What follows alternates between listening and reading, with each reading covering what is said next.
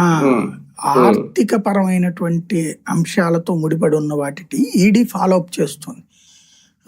ఈ డబ్బులు వీళ్ళ దగ్గరే ఉండి ఇక్కడిక్కడ ఉంటే ఓకే వాళ్ళ సంస్థలు, అవి వేరే సంస్థలకి అంటే ఈ మనీ ల్యాండరింగ్ అంటే ఒకళ్ళ నుంచి ఇంకొకళ్ళకి బదిలీ అయి వెళ్ళిపోవడం అనేది జరిగిన వాటి మీద ఇది అడ్డుకుంటుంది అనమాట. అది మామూలుగా చట్టపరంగా ఒక కేసు అయిపోతుంది. తనది ఆ కేసులో అరెస్ట్ చేసి జైలుకి కూడా పంపించారు, గౌహతికో ఎక్కడికో. అక్కడ ఇతను ఒక్క చోట కాదు, దాదాపు 7-8 స్టేట్స్ లో చేశాడు.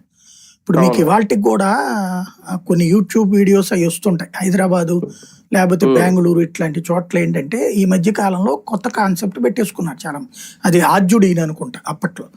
ఇప్పుడు ఇదివరకటి రోజుల్లో కూడా మనకి స్థలం ఇస్తాం, అంటే మీ పేరును 100 గజాలు 200 గజాలు రిజిస్టర్ చేస్తాం, దాంట్లో గంధ మొక్కలు పెడతాం లేకపోతే ఎర్రచందనం పెడతాం ఇట్లా అంటారు చూడండి, అదొక ఆస్పెక్ట్ ఉంటుంది.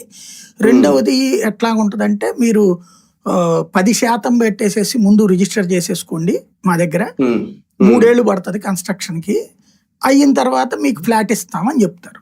లోన్ మీరు బుక్ చేసుకోండి అంటే 10% డౌన్ పేమెంట్ కట్టి బ్యాంక్ లోన్ తీసుకుంటే బ్యాంక్ లోన్ డబ్బులు కూడా వాళ్ళు తీసుకుని మనం ఇచ్చిన డబ్బులతో వాళ్ళు బిల్డింగ్ కడతారు. ఇక్కడెక్కడన్నా చిన్న సర్కిల్ తేడా వచ్చిందా లేచిపోతాయి, ఇబ్బంది అయిపోతుంది. అట్లాగా సఫర్ అయ్యేటటువంటి అట్లా వ్యాపారాల దగ్గర ఇబ్బంది పడేటటువంటి చాలా ఉంటుంది.